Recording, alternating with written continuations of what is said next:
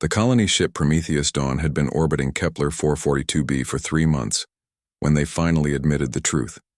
Humanity had made a terrible mistake. Mia Chen stood at the observation deck, watching the planet's twin moons cast silver shadows across the abandoned settlement below. The prefab structures looked like scattered toys from this height, their solar panels still glinting despite months of neglect. Somewhere down there, the Vraxi were waiting. Still thinking about going down, Max Torres appeared beside her, 2 coffee bulbs in his mechanical hands. The prosthetics were military grade, earned during the resource wars back on Earth. He'd told Mia once that he barely remembered what his real hands felt like anymore. "Someone has to," Mia said, accepting the coffee. "The council can debate and analyze all they want, but those readings don't lie. There are juveniles down there, Max, alone." Max's jaw tightened. The Vraxi were apex predators, 8 feet of scaled muscle, razor claws, and a bite force that could crush titanium. When the colony made first contact 6 months ago, it had ended in bloodshed. 12 humans dead, 30 Vraxi warriors killed in retaliation. The survivors had fled to their ships, leaving Kepler 442b to whatever remained below. "Juveniles of a species that tried to eat us," Max reminded her. "Juveniles that their parents abandoned when they evacuated," Mia countered. "Just like we abandoned our research animals, our agricultural projects, everything we couldn't carry." She pulled up the bioscanner data on her tablet. The thermal signatures were unmistakable. 5 small forms huddled together in what used to be the xenobiology lab. They'd been there for 47 days, according to the satellite logs. The pattern was clear. They ventured out during Kepler's brief day cycles, returned to shelter at night, and their movements had been growing progressively weaker. "The council will never approve an extraction," Max said quietly. "I know." Mia turned to face him fully. "That's why I'm not asking for approval." The shuttle cut through Kepler's atmosphere like a knife through silk. Max piloted with the precision of someone who'd flown combat runs over the Gobi Desert, while Mia checked her equipment for the dozenth time. Tranquilizer gun, medical scanner, universal translator, though nobody knew if Vraxi juveniles could even communicate. Ration bars, water purification tablets, and her jacket, the oversized weatherproof expedition jacket that had survived 2 years on Mars and another 3 on Titan. It had deep pockets, reinforced seams, and a heating element that could run for 72 hours on a single charge. "You know this is insane," Max said as they approached the settlement. "Completely," Mia agreed. The xenobiology lab had been built on the edge of the colony, a sprawling complex of biodomes and research stations. Most of it was dark now, powered down when the evacuation order came through. But Mia's scanner led them to a smaller structure, a holding facility where they'd kept specimens for observation. The door was ajar. Something had forced it open from the inside. Max went in first, his pistol drawn. Mia followed, her heart hammering against her ribs. The smell hit her immediately, the musky, sharp odor of Vraxi mixed with something else. Something sour and wrong. They found them in the corner. 5 Vraxi cubs, none bigger than a large dog, huddled together in a pile of shredded insulation and torn equipment bags. Their scales, which should have been a vibrant cobalt blue, were dull and flaking. Their eyes, those terrifying vertical pupilled eyes, were half closed and crusted with discharge. One of them lifted its head as Mia approached. It opened its mouth, revealing rows of needle-sharp teeth, and let out a sound that was supposed to be threatening. It came out as a kitten's mew. "Oh no," Mia whispered. "Oh, you poor babies." Max kept his weapon trained on them, but even he seemed shaken. "Mia, careful." She was already kneeling, setting down her pack. The medical scanner confirmed what her eyes were telling her. Severe malnutrition, dehydration, respiratory infections. They were dying. The cub that had lifted its head tried to crawl toward her, then collapsed. Its breathing came in ragged gasps. Humans are stupid in the best possible way. That's what Mia's xenobiology professor used to say.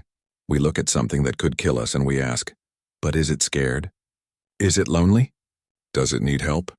Outside, Kepler's rain had started. A cold, pelting downpour that turned the alien soil to mud. The wind howled through the broken door, and Mia watched the cubs shiver and press closer together. She made her decision. "Max, help me with the door. We need to seal it. What are you—" "Just do it." While Max worked on the door mechanism, Mia pulled out her ration bars and water. She crushed the bars into a paste, mixing in rehydration salts, creating something approximating the high-protein slurry that Vraxi Young would need. The translator on her collar cycled through frequencies, trying to find something that would register as safe, as comforting as food here, warmth here. You're safe now. The largest cub, still barely 20 pounds, watched her with those ancient predator eyes. She could see the calculation happening behind them. Threat, prey, unknown. Then its stomach gurgled, audible even over the rain, and the calculation changed. Mia opened her jacket. It was an instinct older than space travel, older than civilization. The same instinct that made humans pull injured birds from the road, bottle feed abandoned fawns, and rescue kittens from storm drains. The same instinct that made them look at wolves and see dogs, look at wildcats and see companions. The same instinct that everyone else in the galaxy thought was going to get humanity killed. The largest cub moved first, crawling forward with the last of its strength. It pressed against Mia's chest under her open jacket, and the warmth of the heating element made it go still.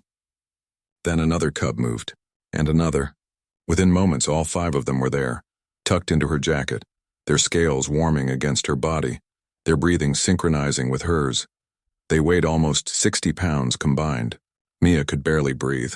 She didn't care. Max stared at her, his weapon forgotten at his side. "Jesus Christ, Mia. Get the shuttle ready," she said calmly. "We're taking them home. The Council can suck vacuum.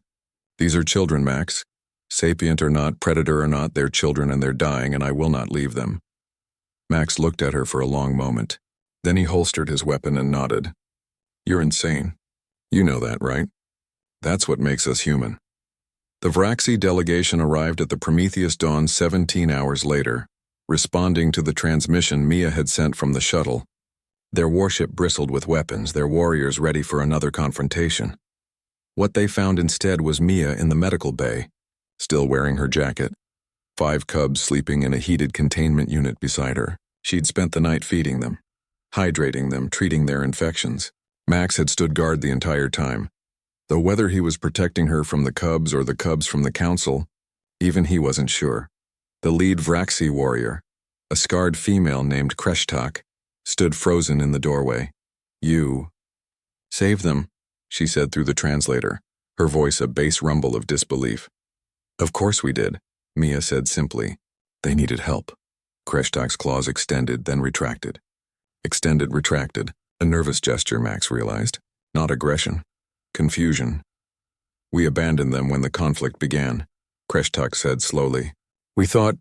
We believed your kind would destroy them, use them as leverage. Or worse. We're not your enemy," Mia said. "We never were. We were just scared of each other." One of the cubs stirred, making a small chirping sound.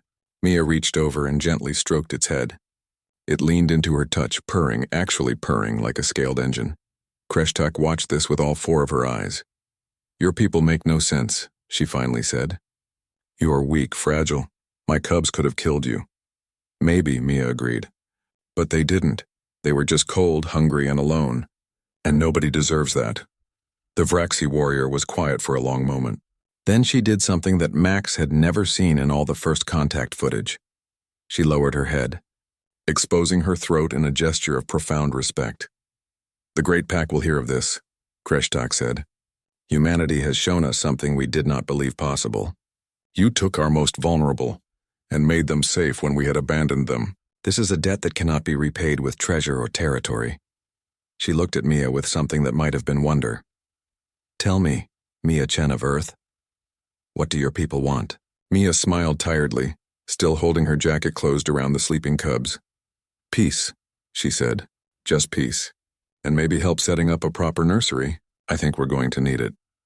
3 years later, the Kepler 442b colony was the most diverse settlement in human space.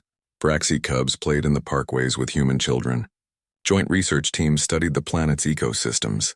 And in the center of the main plaza there stood a statue, a human figure in an oversized jacket, sheltering 5 small forms from the rain.